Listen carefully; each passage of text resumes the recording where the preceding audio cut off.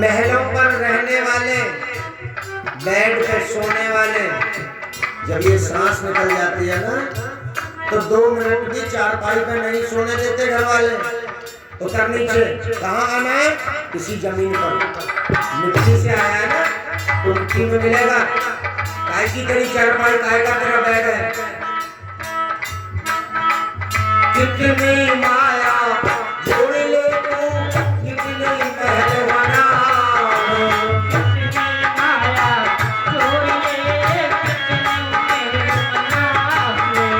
तेरे मरने के बाद में तेरे ये घर वाले, मरने के बाद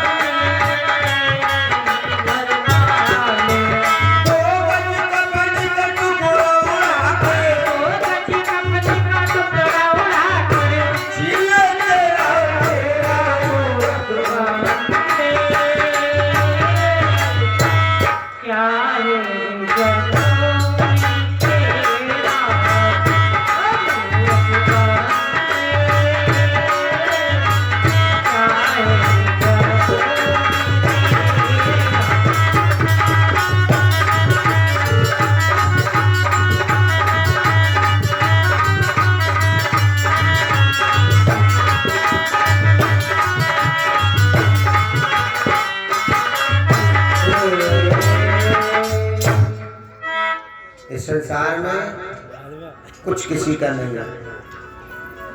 चाहे हम करोड़पति हो जाएं, अरबपति हो जाएं, ये मत सोच लेना ये धन संपत्ति मेरे साथ है। नहीं, ना जाने तुम्हारे जाने के बाद तुम्हारी कमाई को कौन कौन खाएगा। ये जरूरी नहीं है कि तुम्हारी कमाई को तुम्हारी संतान खाएगी, ये भी जरूरी नहीं है। ना जाने कौन कौन खाएगा तुम्हारी संपत्ति को। इसलिए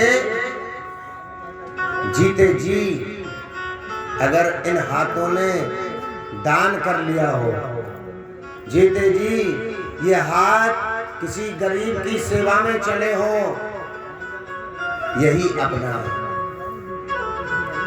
तुम किसी व्यक्ति को कितना भी प्रेम करो, लेकिन जब ये सांस निकल जाती है ना तो तुरंत जमीन पर लेटा देते हैं। अब तेरा वहां बास नहीं नीचे है। इसलिए कभी घमंड नहीं करना चाहिए, कभी अहंकार नहीं करना चाहिए।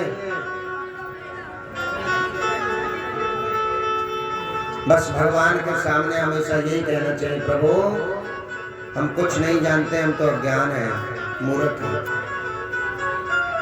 देखिए भागवत जी क्यों सुनाई जाती है, किसके लिए सुनाई जाती है, ये तो मैं आपको कल बताऊंगा। क्या? गोकर्ण दंडकारी की कथा में। लेकिन भागवत जी से मिलता क्या है? सुखदेव कौन थे? वेद व्यास जी के पुत्र। वेद व्यास जी किसके पुत्र हैं? पारा ऋषि के पुत्र। एक बार की बात, वेद व्यास जी महाराज ने 17 प्राणों की रचना की,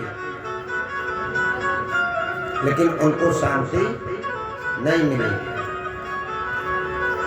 17 प्राण लिखने के बाद अशांति अशांति मिली। अब वो उनका मन बड़ा विचलित रहता था। एक दिन बैठे बैठे सोच रहे थे कि क्या करें, मन बड़ा विचलित रहता है, शांति नहीं मिलती। मन में बड़ा विचार कर रहे थे, तुरंत देवऋषि नारद आए। नारद जी बोले, वेद व्यास जी आप बड़े चिंतित नजर आ रहे हो। बोले हाँ। क्यों? तो वेद व्यास जी ने कहा कि मैंने 17 पुराणों की रचना की, लेकिन शांति नहीं मिली। तो नारद जी ने कहा कि तुम एक काम करो,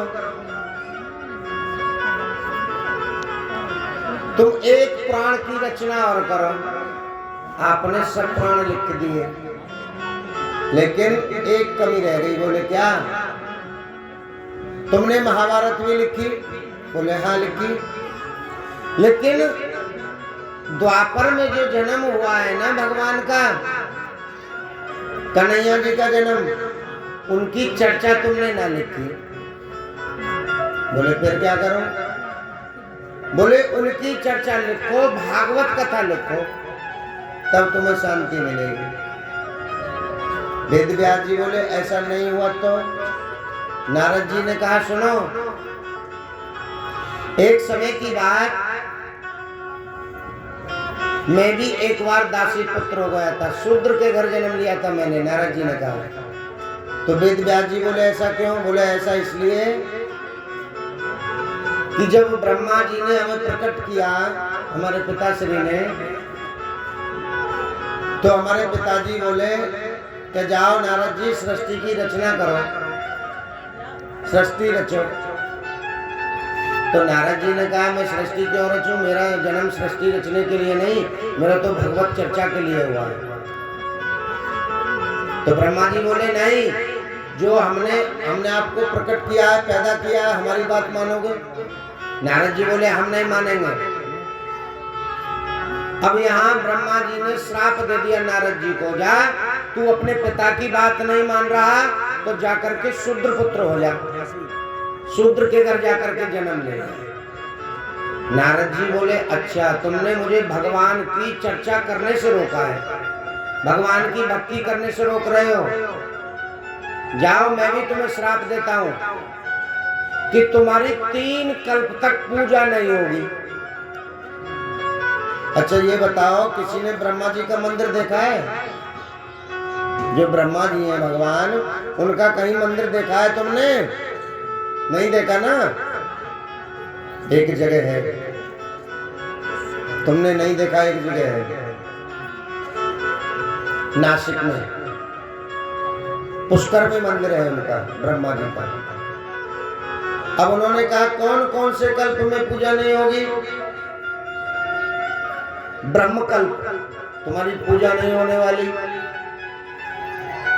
12 कल्प जो चल रहा है, पंडित जी जब संकल्प बोलते हैं ना, कथा को ध्यान से सुनना, तो पंडित जी कहते हैं 12 कल्पे आर्य खंडे जम्मू द्वीपे भारतवर्षे 12 कल्पे, ये 12 कल्प चल रहा है, इसमें भी ब्रह्मा जी की पूजा नहीं है। तीसरा बताया पदम कल्प, 3 कल्प तक ब्रह्मा जी जाओ तुम्हारी भी पूजा नहीं होगी। तो ये नारद जी का श्राप है, इसलिए ब्रह्मा जी की पूजा नहीं होगी। वेद व्यास जी ने कहा चलो ठीक है, ये तुम्हारी बात। अब वेद व्यास जी ने सोचा भाई अब हम जाएं तो जाएं कहाँ कथा लिखने के लिए, कहीं ऐसी जगह बताओ। तो वेद व्यास जी बद्रीनाथ चले गए। जो बद्रीनाथ गए होंगे, मैं वहीं की कथा सुना रहा हूँ। बद्रीनाथ में एक गुफा है, जिस गुफा का नाम आज भी लिखा हुआ है गणेश गुफा। वेद व्यास जी महाराज गणेश गुफा में बैठ गए और भागवत कथा की रचना प्रारंभ की। अच्छा बोले भाई भागवत कथा को लिखेगा कौन? तो वहां, अच्छा तुम जानते हो भागवत कथा किसने लिखी? अगर तुमसे कोई पूछने लग जाए कि भागवत कथा किसने लिखी बताओ, या कोई ये पूछने लग जाए तुम्हारे गांव में पंडित जी आए कथा सुनाने, तो तुम कहोगे हाँ आए। अच्छा पंडित जी ने तुम्हें बताया भागवत किसने लिखी, जरा बताओ हमें। तो तुम बता दोगे? नहीं बताओगे ना? अब बता दोगे, ध्यान से सुन लेना। भागवत जी के जो लेखक हैं वो गणेश जी महाराज हैं। कोई तुमसे पूछने लग जाए भागवत जी किसने लिखी, तो बताओ ना किसने लिखी? गणेश जी ने। तुमसे कोई पूछने लग जाए भागवत जी की रचना किसने की? नहीं, रचना गणेश जी ने नहीं की, रचना वेद व्यास जी महाराज ने। और जब किसी चीज को हम शेयर बाजार में उतारें तो उस पर मोहर लगाने की आवश्यकता होती है। मोहर किसने लगाई? ब्रह्मा जी ने। अब कोई पूछने लग जाए कि भाई पंडित जी महाराज आए, कैसी कथा सुनावे, ये बताओ। अच्छा, पंडित जी कथा सुनाने आए तो भागवत जी किसने लिखी? तब तो बता दोगे ना, गणेश जी ने। अब वो पूछने लग जाए भागवत जी की रचना किसने की, तो बता देना वेद व्यास जी महाराज ने। अच्छा, कोई पूछने लग जाए कि अच्छा ये बताओ ये लिखी कहाँ गई, स्थान कौन सा था, तो कह देना केदारनाथ, बद्रीनाथ, गंगोत्री, यमुनोत्री जो धाम है ना, बद्रीनाथ में गुफा है गणेश गुफा नाम से, वहां लिखी गई। सारी बात लिख दो। पूछे मोहर किसने लगाई? कि ब्रह्मा जी ने लगाई। अब यहाँ जब भागवत जी लिखी गई, नाम था भागवत कथा, तो आए व्यास जी महाराज, कहा नारायण से कि प्रभु मैंने आपकी कथा लिखी है, चलो विराजमान हो जाओ। भगवान बोले हाँ जाना तो पड़ेगा। लक्ष्मी मैया से कहा मैया, भगवान ने कहा चलो लक्ष्मी जी। लक्ष्मी जी बोली प्रभु मैं क्यों जाऊं, क्योंकि मेरा नाम नहीं है भागवत जी में,